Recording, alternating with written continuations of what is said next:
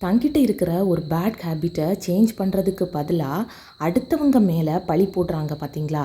இவங்க பார்த்தீங்கன்னா விஷத்துலேயும் விஷம் அப்படின்ட்டுனே சொல்லலாம். இந்த உலகத்தில் யாரையுமே எக்காரணத்தை கொண்டும் எப்படியுமே திருப்திப்படுத்துறதுக்கே முடியாது. ஸோ அவங்கள திருப்திப்படுத்துகிறோம் அப்படிங்கிறதுக்காக நம்மளுடைய வாழ்க்கையை நாம் எப்போதுமே இழக்கவே கூடாது. ஏதோ ஒரு காரணத்துக்காக தெரியாமல் செய்த தவறை கூட மன்னிச்சிடலாம். பட் தெரிஞ்சே இப்படி இவங்க இல்லை அப்படின்னுட்டுன்னு அவங்களுக்கு தெரிஞ்சும் எப்படியாவது இந்த உறவை முறிக்கணும் அப்படின்னுட்டுன்னு சில யுக்திகளை எடுக்கிறாங்க பார்த்தீங்களா. அவங்கக்கிட்ட நாம் ரொம்பவே கேர்ஃபுல்லாக இருக்கணும். ஒரு தடவை அடி வாங்கிட்டீங்க அப்படின்னுட்டுன்னா கண்டிப்பாக அந்த இடத்த விட்டு விலகிறத தவிர வேறு எதுவுமே உங்களுக்கு ஒரு சரியான ஒரு முடிவாக இருக்காது.